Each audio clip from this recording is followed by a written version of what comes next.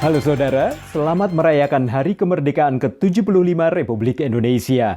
Dari Arlington, Virginia, saya Helmi Yohanes dan tim VOA kembali hadir dengan serangkaian berita Amerika Serikat dalam segmen Sapa Dunia.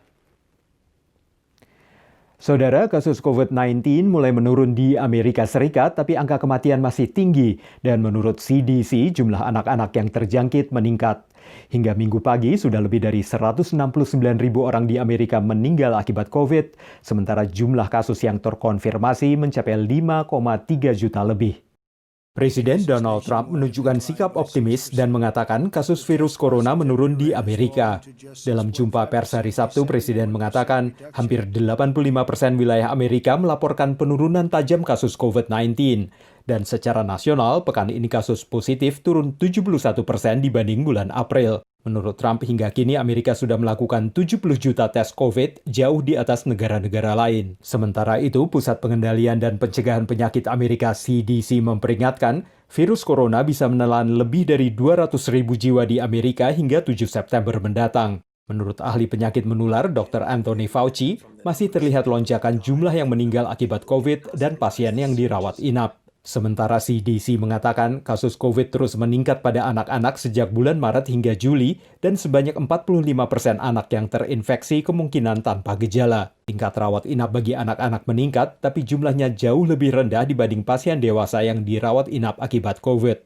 Menurut CDC, ini menunjukkan bahwa anak-anak yang terkena COVID mungkin menunjukkan lebih sedikit gejala sakit dibanding orang dewasa.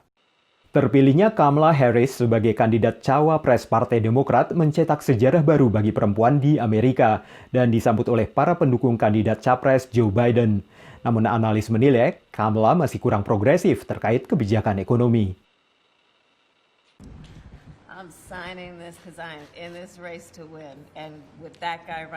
Pilihan Joe Biden, kandidat presiden Partai Demokrat, kepada Kamala Harris sebagai calon wakil presidennya disambut antusias berbagai pihak.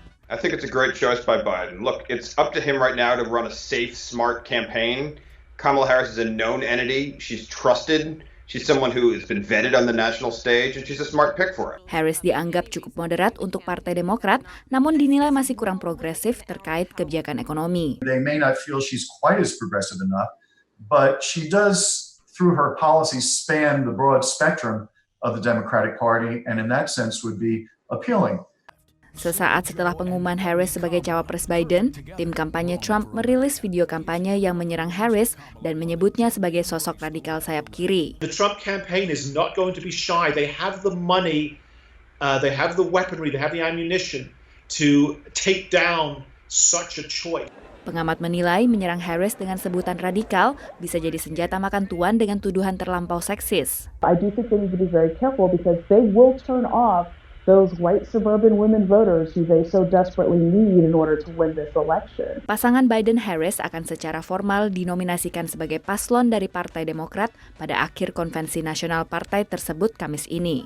Selain akan diisi oleh pembicara dari Partai Demokrat, dalam konvensi yang berlangsung secara virtual penuh ini, mantan Gubernur Ohio John Kasich dari Partai Republik akan berbicara sebagai bentuk penolakan terhadap Trump.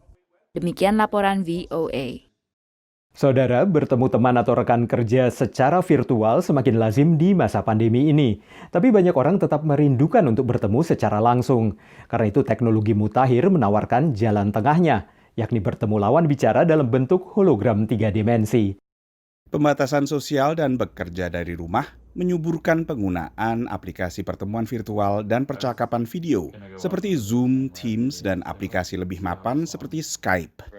Instead of Skype, which is great, and FaceTime, it's amazing, we use that stuff all the time, but what if you could stand opposite your loved ones and look at them in their eyes in their real human-sized form?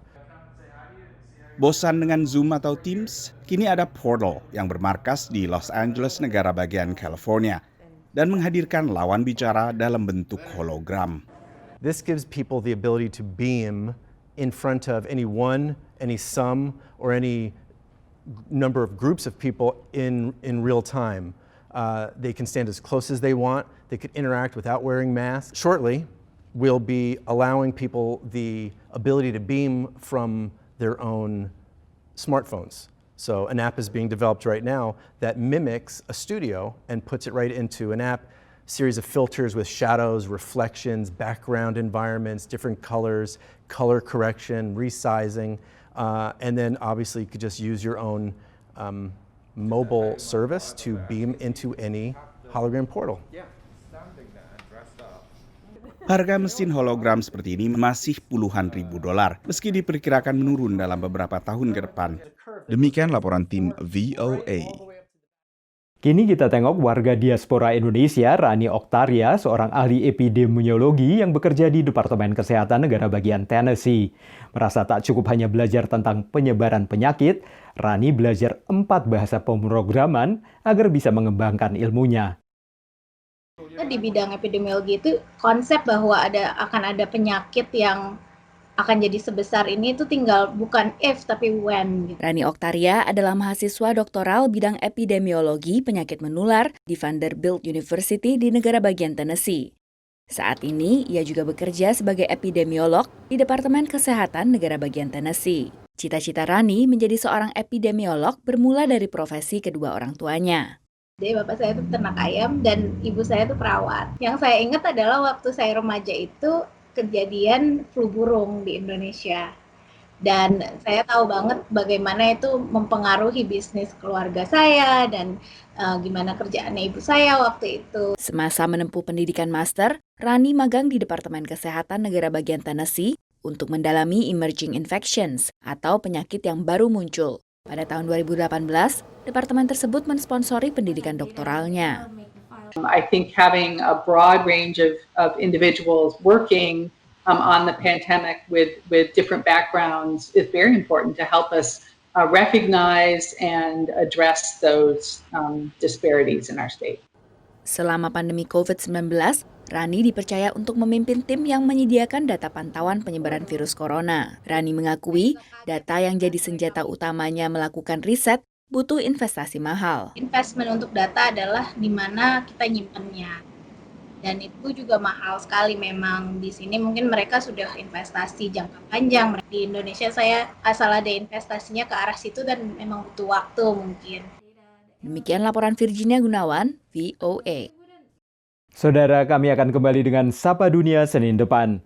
Terima kasih atas perhatian Anda. Dari Arlington, Virginia, saya Helby Yohanes dan tim VOA.